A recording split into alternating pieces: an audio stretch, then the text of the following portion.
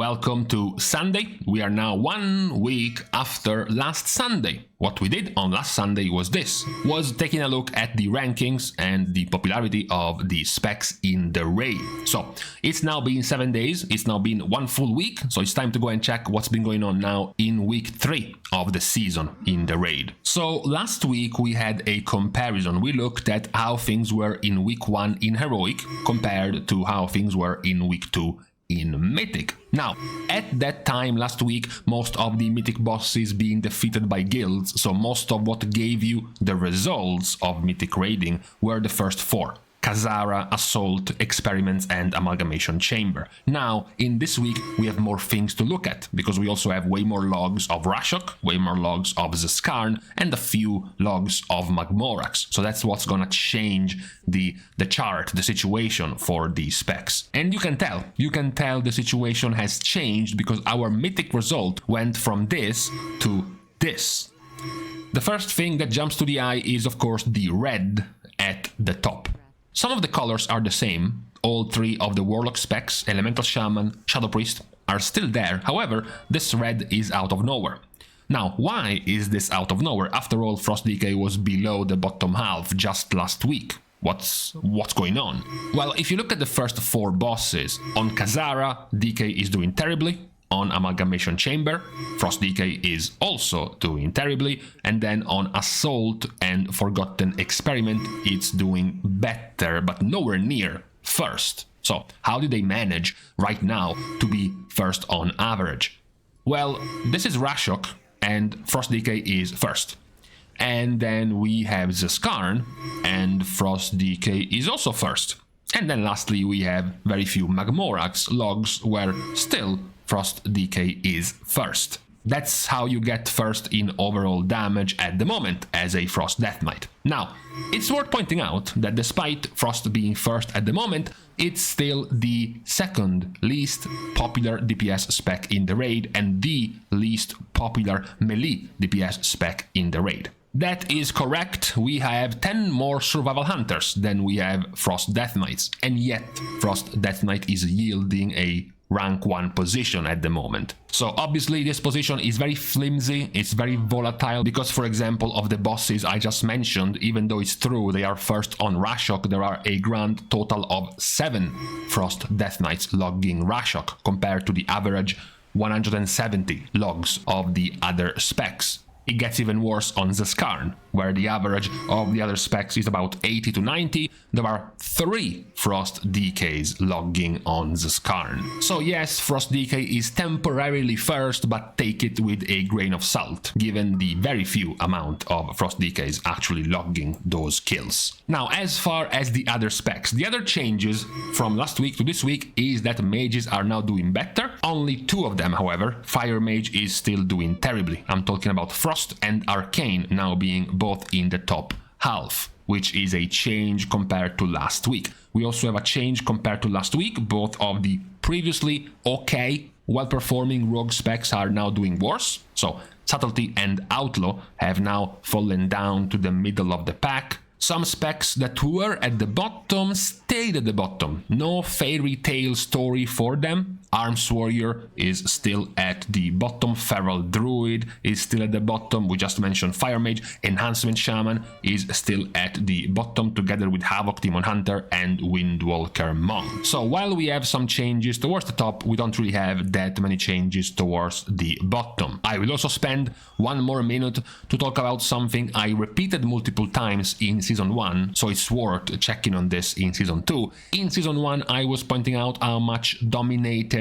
by melee DPS the top was, something like 7 out of 8 or 9 out of 10 of all of the top performers in the raid were melees. Well, look at this now. We currently have 1, 2, 3, 4, 5, 6, 7, 8. 8 of the top 9 DPS specs at the moment are all range DPS. So a complete turnaround compared to Season 1. Despite that, I thought it was funny that even though there is currently a dominance of ranged in terms of performance, if you actually look at the popularity of the specs, it's actually 50-50. even though the range DPS specs now are overperforming compared to the melee. Currently, Havoc, Fury, Ret, Subtlety and Enhancement make the top 10 of the most popular specs.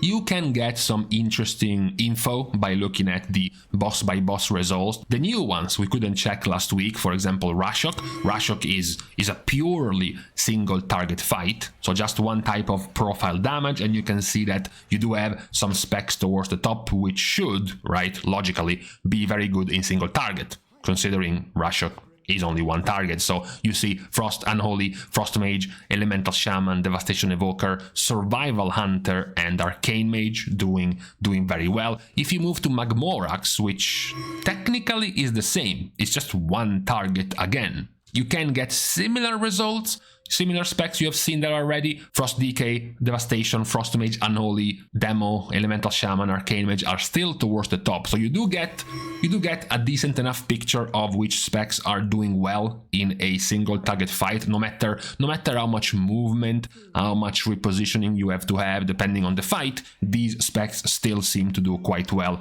in single target. Same goes for the opposite. For Magmorax, just like for Rashok, you still see the same specs towards the bottom. Balanced Druid, Shadow Priest, Enhancement Shaman, Windwalker Monk, Destruction Warlock, Havoc Demon Hunter. So you get the idea of which specs are not really doing that well right now when it comes to single target. However, besides the DPS and their current situation in the raid, what is more interesting this week is actually the healers. Because we came into Season 2 at the end of Season 1 with a massive power-up of Resto Shaman. Resto Shaman was like healing 20 to 30% more than any other healer after the sea of buffs given to them throughout the season. Even towards the end of Season 1, where they actually nerfed Resto Shaman, the situation was still very, very good for them. We saw many players re-rolling to Resto Shaman in anticipation of Season 2. However, some people were heralding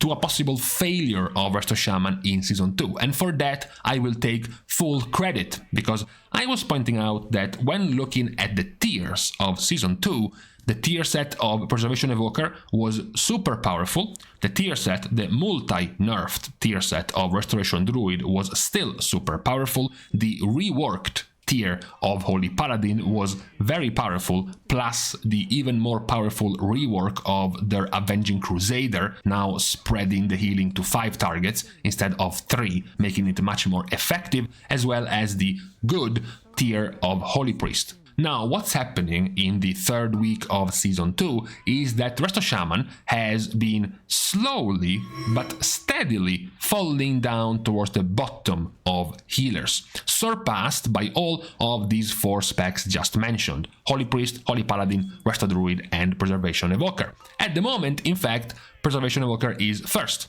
overall compared to the other healers, which is also a very interesting picture because Preservation Evoker was following somewhat of a reverse situation compared to Resto Shaman. Unlike Shaman, Preservation Evoker was getting nerfed multiple times by the end of Season 1. Many players were jumping ship from Evoker by the end of Season 1, expecting them to be much weaker in Season 2. Even when you start going to take a look at the bosses with the highest HPS requirements in the game, which are Magmorax and Rashok, and then third, lower down, it's Zskarn. This is Rashok, and you see a comfortable last place for Resto Shaman, with Holy Paladin and Preservation Evoker in the top 2. Then you see Magmorax, where Resto Shaman is in the middle, with once again Holy Paladin and Preservation Evoker at the top. And then you have Zskarn, where surprise, surprise, Resto Shaman is once again last.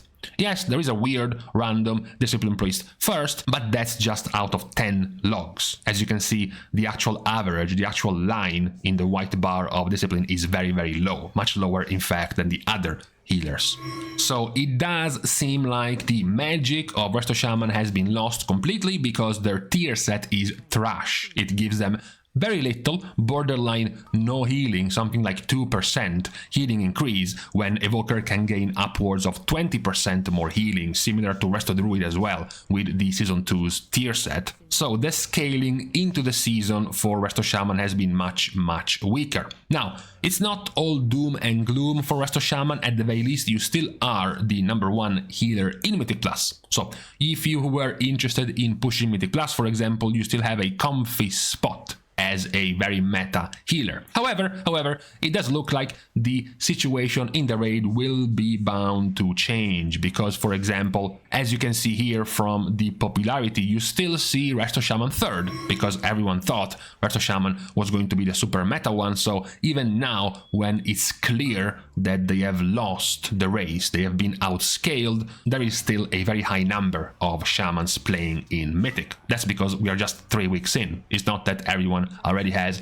an alt ready to reroll to out of nowhere, so many players are still sticking with Resto Shaman. You might ask yourself, to close the question on healers, why, if we have seen so many different bosses with Preservation Evoker or Resto Druid being at the top, why do we still see so many Holy Priests and Holy Paladins in terms of popularity? That is mostly the result of a trickle-down effect from the best guilds in the world. Monkey see, monkey do. We see all of the top guilds running double Holy Priest and 1 Holy Paladin, so that's what we're going to do. Even though that's not going to affect you nearly as much as it affected them. The reason why those guilds run with that comp is because they were very undergeared. Top guilds were clearing the bosses we just mentioned, like Rashok and Zskarn and Magmorax, in 430 item level, 432, 433. The guilds progressing on those bosses now are 440. The guilds progressing now all have 4-piece tier sets from all of their players. They have much more min-maxed gear and crafted gear, for example, compared to those top guilds. So those top guilds wanted, for example, double Holy Priest because they could get more power infusions to squeeze out more damage, because they are undergeared and they can bring a healer that can give you more damage. They also brought double Holy Priest because of Symbol. Symbol reduces the cooldown of your defensive. You are undergeared, you have less stamina, the bosses do more damage to you, therefore double Priest giving you double Symbol allows you to use more defensives throughout the fight to survive more while you are undergeared. All of this is now gone. Now guilds are no longer undergeared, they are no longer nearly as much at a risk of dying like before, they are no longer lacking as much damage as before. So now you would be much better off as a guild bringing a Resto Druid and a Preservation Evoker than bringing double Holy Priest. But, you know, it's too late now. We are 3 weeks in, there are way too many Holy Priests, for example, too many Priest players right now with top gear and whatnot, so they will still continue being played, even though when you go and look at the rankings and whatnot, they won't be showing up nearly as well. That's the reason why they are still quite popular and will continue to do so. So that's the situation right now, the more interesting of the situations as far as roles go for this week. We can close our update on the raid on something quite interesting that I noticed happening this week, which is how hard are the bosses actually if you compare them by the kill chance of the guilds. Basically, how often, how likely are the guilds to kill this particular boss every time they pull it. The start is already quite interesting because you have a whooping 20% chance to deal with Assault of the Zakali, but only a 11% chance to deal with Amalgamation Chamber, and interestingly, even lower chance to deal with Khazara, which is just the first boss. Forgotten Experiments has a much fewer chance to be defeated, 4%. Where things get interesting is in noticing that Magmorax and Zskarn are both considered easier than Rashok. What is even more impressive is how Rashok is sitting at 1%, compared to the 2.3% of Zskarn and 3.1% of Magmorax, even though Rashok comes earlier. Even though technically Rashok is a DPS race and HPS check like Magmorax, apparently Magmorax is much more manageable. This is even more impressive when you look at the wipes. You know, Rashok is amongst the most wipey of the bosses. Yes, don't pay too much attention to the giga amount of wipes of Kazara. That's because it's the first boss and that's what pugs are doing. They're trying to pug Kazara, therefore the numbers on the first boss are all skewed.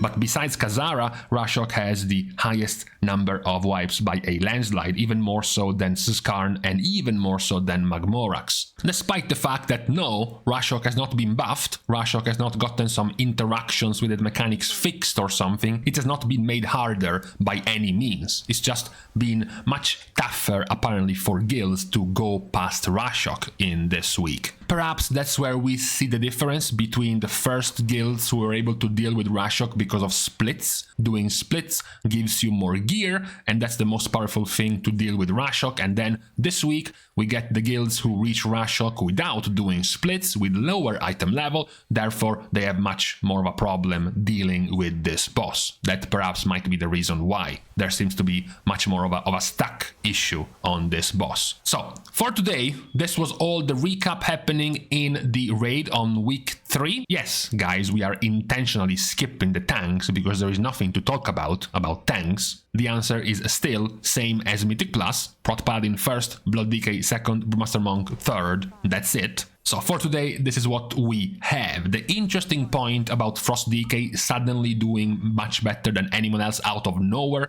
in the latest bosses progressed by guilds, the growth of a couple of the mage specs as well as Devastation Evoker, and then the whole overturn that's been happening in healers, with the previously hyped Resto Shaman now doing progressively worse over time. So, with this dealt with, it is time to leave each other on this Sunday. I'm going to leave you to the rest of your last day of the weekend by thanking, as usual, all of the Patreon supporters for the contribution and the help to the growth of the channel. You can do more, don't worry, completely for free, without spending a single dime, by liking and commenting down below, as well as subscribing to the channel itself. You can still do things for free, like following me over on my Twitter, as well as following me over on my stream on Twitch. So, with these things out of the way, thank you guys again for watching. See you guys tomorrow, and in the meantime, so for once I got one prediction down to perfection, so I am satisfied.